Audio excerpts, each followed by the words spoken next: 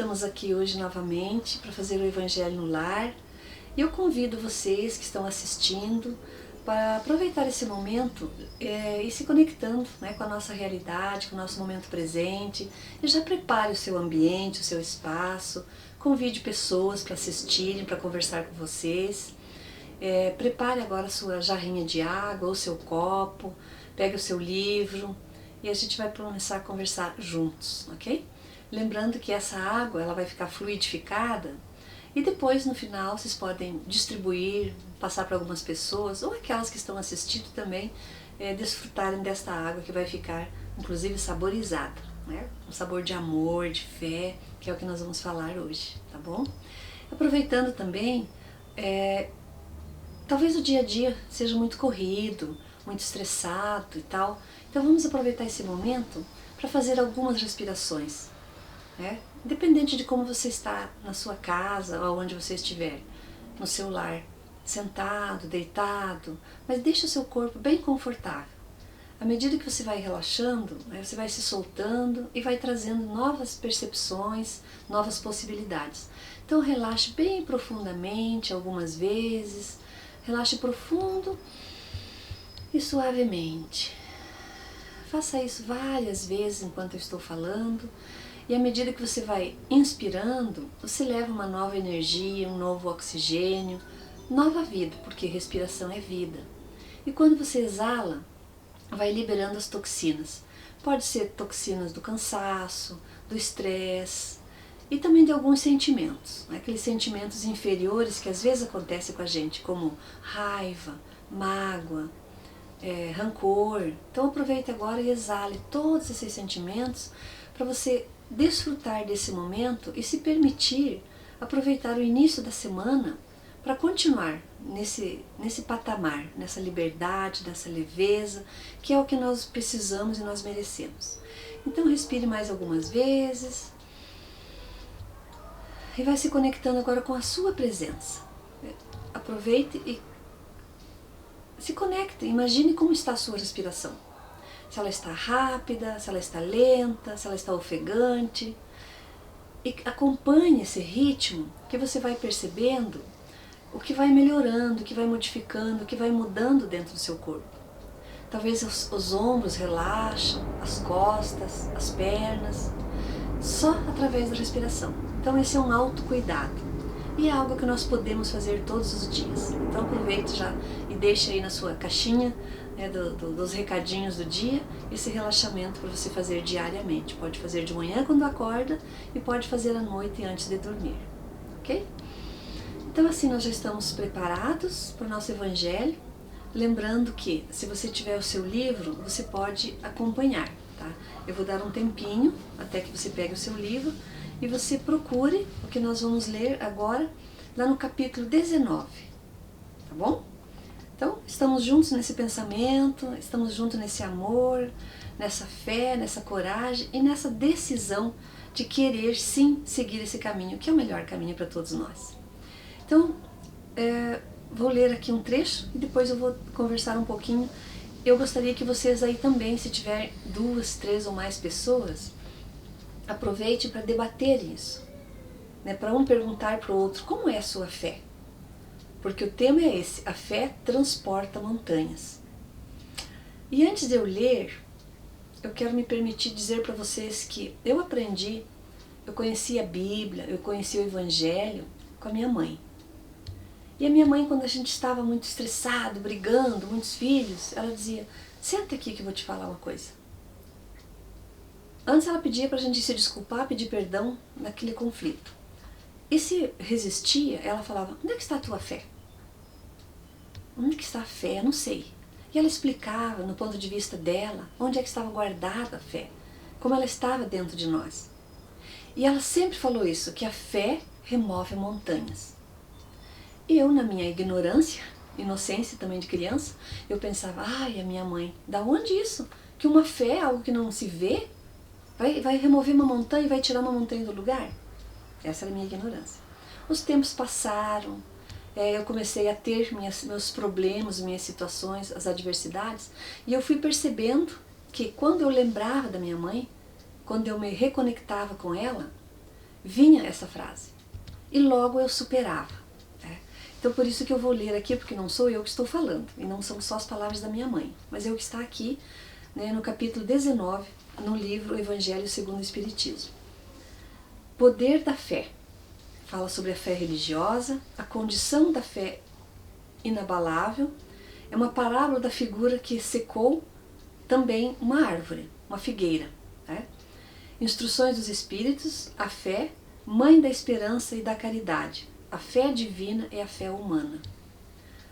Interessante. O que é a fé divina e o que é a fé humana? Vamos ver se tem alguma diferença e depois vocês podem debater sobre isso também, tá bom? Poder da fé. Quando se dirigia ao povo, um homem se aproximou dele, ajoelhou-se a seus pés e disse: Senhor, tende piedade de meu filho que está lunático. Sofre muito e frequentemente cai, ora no fogo, ora na água. Apresentei-o a vossos discípulos, mas não puderam curá-lo. E Jesus respondeu dizendo: Oh, raça incrédula e despravada, até quando vos sofrereis? Até quando deverei ficar convosco? Trazei-me até aqui essa criança. E Jesus, tendo ameaçado o demônio, fez com que ele saísse da criança, que foi curada no mesmo instante. E lhe disseram: Por que nós mesmos não podemos tirar esse demônio?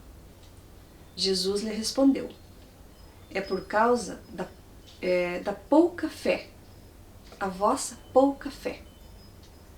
Pois eu vos digo, em verdade, que, se tiveres fé como um grão de mostarda, direis a esta montanha: transporta-te daqui até lá, e ela se transportará, e nada vos seria impossível. Isso é o tamanho da fé que nós podemos demonstrar. Se ela for do tamanho de um grão de mostarda, ela tem o poder de transportar uma montanha. Está em Mateus capítulo 17, versículos de 10 a 19. Mas agora vem uma outra questão que nós vamos refletir, e talvez não foi por acaso essa leitura cair para mim hoje. Tudo que vem para a gente não vem por acaso. Tudo que nós encontramos, seja uma frase, uma leitura, um momento, não é por acaso. Vem porque nós estamos precisando disso. Eu vou dizer que hoje talvez eu esteja precisando aumentar ainda mais a minha fé. E o que é a montanha? Como transportar essa montanha de um lugar para outro? É certo que a confiança do homem em suas próprias forças o torna capaz de realizar coisas materiais que não se podem fazer quando se duvida de si mesmo. Mas aqui é unicamente no sentido moral que é preciso entender estas palavras. As montanhas que a fé transporta são as dificuldades, as resistências, a má vontade que encontram entre os homens, mesmo quando se trata das melhores coisas. Olha que lindo, talvez que despertar de consciência. Como no meu caso, enquanto eu achava que era uma montanha de verdade, um monte de pedras, alguma coisa, eu achava impossível alguém crer e ter essa capacidade de tirar de lugar, de modificar. Quando eu tomei consciência de que a montanha são os nossos problemas, as nossas resistências, as nossas mágoas, as nossas dificuldades. Então, quanto maior a sua fé, mais fácil fica para remover as montanhas. Lindo, não é? Vamos pensar mais sobre isso. Os preconceitos rotineiros, o interesse material, o egoísmo, a cegueira do fanatismo, as paixões orgulhosas são também montanhas que barram o caminho de todo aquele que trabalha pelo progresso da humanidade. E nós vamos encontrar sempre. Eu conversava aqui com o meu amigo, meu irmão, o Tiago, sobre isso. Como se apresentam no nosso dia a dia situações conflituosas, difíceis, que parece que são irreversíveis. Mas quando nós olhamos, né, para o nosso amado e mestre Jesus, né, para o nosso Deus, para o nosso Pai, e a gente acredita que Ele é capaz de nos ajudar, as montanhas se modificam, os problemas se modificam. Então esse é o nosso propósito do Evangelho de hoje, é pensar sobre isso, né, porque a fé robusta dá a perseverança, a energia e os recursos que fazem vencer os obstáculos, tanto nos pequenos quanto nas grandes coisas. A fé que é vacilante provoca incerteza, hesitação de que se aproveitam os adversários que devemos combater. Ela não procura os meios de vencer, porque não crê as possibilidades da vitória. O que esse texto nos diz? Certamente nós vamos encontrar pessoas que vão tentar nos fazer desacreditar. Ou aquelas que podem dizer, mas você com tanta fé e olha aí, né, quebrou o pé. Você que tem tanta fé e está passando por essa dificuldade financeira. Né? Quer dizer, essas pessoas incrédulas, elas vão se apresentar para a gente. E talvez elas venham como nossos mestres aqui na Terra. Talvez essa é a fé humana. Quando eu ouço isso, independente do que eu ouço, a minha fé espiritual, a minha fé divina, que é a verdadeira, ela permanece.